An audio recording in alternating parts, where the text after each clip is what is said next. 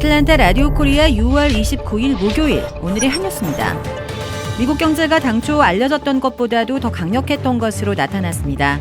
미 상무부는 1분기 국내 총생산 GDP 증가율이 2%로 집계됐다고 오늘 밝혔습니다.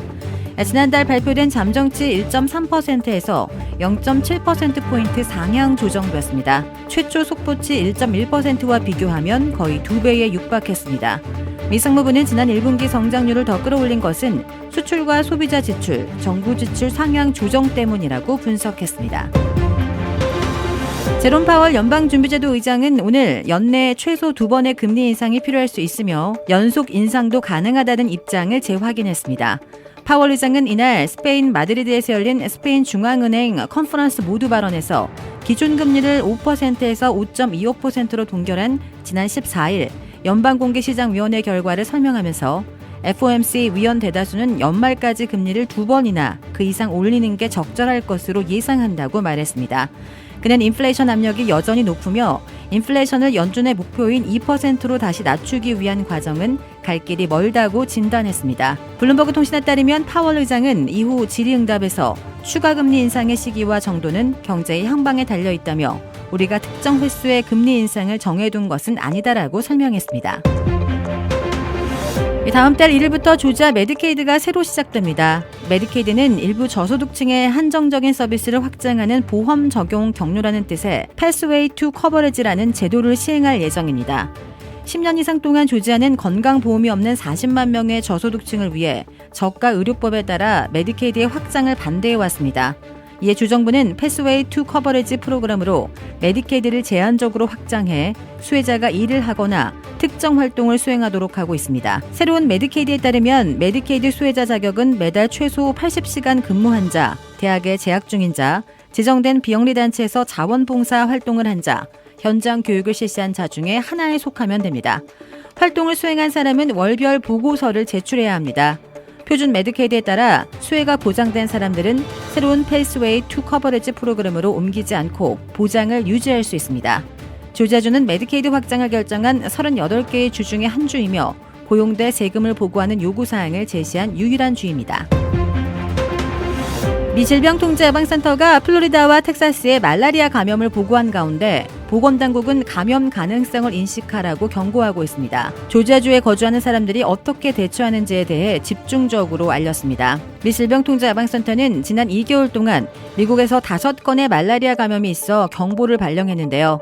미국 외의 지역을 여행하지 않은 사람에게서 말라리아 감염이 확인된 것은 20년 만에 처음 있는 일이라고 전했습니다. 전문가들은 조지아 주민들이 모기에 물리지 않도록 주의해야 하지만 조지아에서 말라리아가 퍼지기 시작할 가능성은 낮다고 진단했습니다. 그러나 말라리아가 의심되는 환자는 발병 후 24시간 이내에 신속한 진단을 받고 치료를 제공할 수 있는 시설에서 진단을 받아야 한다고 조언했습니다. 말라리아에 감염되면 고열, 오한, 독감과 유사한 증상이 있으며 치료하지 않을 시에는 생명을 위협할 수 있습니다. 전문가들이 추천하는 모기에 물리지 않는 요령에는 밝은 색상의 옷 입기, 방충제 설치하기, 마당과 조경에서 고인물 제거하기, 잔디를 짧게 잘라 모기 성충이 숨는 지역 줄이기, 새벽과 해질녘에 실내에 머무르기 등을 제안했습니다. 바그너 그룹의 무장 반란이 실패로 끝난 이후 일부 러시아군 최고위 장성이 공개석상에서 모습을 감추었습니다. 이를 두고 블라디미르 푸틴 러시아 대통령이 반란 연루자 또는 방조자 축출을 명분으로 한 군 수뇌부 개편에 착수한 게 아니냐는 분석이 나오고 있습니다. 바그너 그룹이 모스크바 진경을 멈춘 지난 24일 이후 발레리 게리시모프 러시아군 총참모장이 공개석상이나 미디어에 모습을 드러내지 않고 있습니다. 러시아 현역 장성 중 최고위 인사인 그는 우크라이나 침공 전쟁의 총사령관을 맡고 있습니다. 서방 분석가들에 따르면 게라시모프 참모장은 핵무기 발사 암호와 통신 장비가 들어있는 이른바 핵가방을 지닌 3명 중에 한 명입니다. 바그너 그룹 수장 예브게니 프리고즈는 무장 반란 이전부터 세르게이 쇼이구 국방장관과 함께 그의 해임을 지속해서 요구해왔습니다. 종적을 감춘 최고위 장성 중에는 세르게이 수로비킨 러시아 항공우주군 총사령관도 포함되었습니다. 우크라이나군의 대반격이 이루어지는 가운데 작전 지휘권을 가진 최고 수뇌부 1, 2인자가 동시에 대중의 시야에서 사라져버린 것입니다. 뉴욕타임스는 수로비킨이 반란 계획을 사전에 알고 있었다고 보도하기도 했습니다. 러시아 당국은 이에 대해 추측성 보도라고 일축한 상태입니다. 타이타닉호 관광용 잠수정의 잔해에서 탑승객으로 추정되는 유해가 발견됐습니다. 미국 해안경비대는 어제 오후 타이탄 잔해 인양 작업이 마무리됐으며 이 과정에서 유해도 함께 수습했다고 밝혔습니다. 해안경비대는 의료 전문가들이 유해를 분석할 것이라고 했습니다. 타이타닉호 뱃머리부터 488m 떨어진 해저에서 발견된 타이탄 잔해는 테일콘 등 5점입니다. 캐나다 언론들은 테일콘과 함께 잠수정의 둥근 선창도 확인됐다고 전했습니다. 캐나다 해안경비대는 지상으로 대형 잔해물을 옮기는 과정에 가림막 등을 사용했지만 찌그러진 구조물과 파손된 내부기관 등이 언론사 카메라에 잡혔습니다. 캐나다 교통안전위원회는 타이탄의 잔해 등을 분석해 사고 원인 등을 밝혀낼 계획입니다. 세계보건기구 WHO가 다음 달 설탕을 대체하는 인공감미료 아스파탐을 발암 가능 물질로 분류할 계획이라는 보도가 나왔습니다. 로이터 통신은 WHO 산하 국제암연구소가 다음 달 14일 아스파탐을 사람에게 암을 유발할 가능성 있는 물질로 분류할 것이라고 보도했습니다. 설탕보다 200배 더 단 것으로 알려진 아스파탐은 지난 1965년 발견됐으며 최근 설탕의 대안으로 주목받고 있습니다. 아스파탐은 제로가 붙은 무설탕 음료나 사탕껌 등에 널리 쓰이는데 위험성 연구가 충분하지 않다는 지적이 나오고 있습니다. 당 복귀 의사를 밝힌 권영세 통일부 장관 후임에 김영호 성신여대 정치외교학과 교수가 지명됐습니다. 이명박 정부 청와대에서 통일비서관을 지냈고 윤석열 정부 통일부에도 자문하는 국제정치와 통일정책 분야 전문가입니다.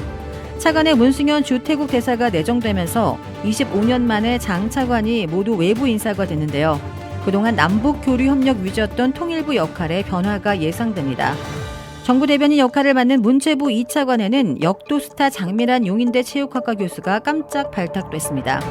대통령실은 그랜드슬램을 이룬 노력과 투철한 자기관리, 장미란 재단을 통한 후학 육성까지 현장과 이론을 겸비했다면서 체육 분야의 새바람을 기대한다고 설명했습니다. 용산 대통령실 비서관 5명이 부초로 전진 배치된 것도 눈길을 끕니다.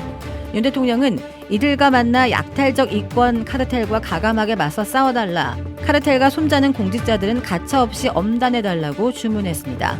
방송통신위원장이나 산업부 장관 인선은 후임자 지명과 정무적 판단 등의 문제로 이번 발표에서는 제외됐습니다.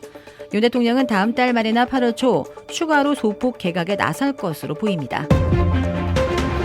주택 구매뿐만 아니라 커머셜, 웨어하우스, 비즈니스 건물까지 부동산계의 큰손 이주환 부동산. 크레딧 카드 빚 최대 80%까지 탕감. 크레딧은 지켜드리고 빚은 줄여드리는 O3 컨설팅이 오늘의 한 뉴스를 후원합니다. 이상 애틀란타 라디오 코리아 6월 29일 목요일 오늘의 한 뉴스의 고지선이었습니다.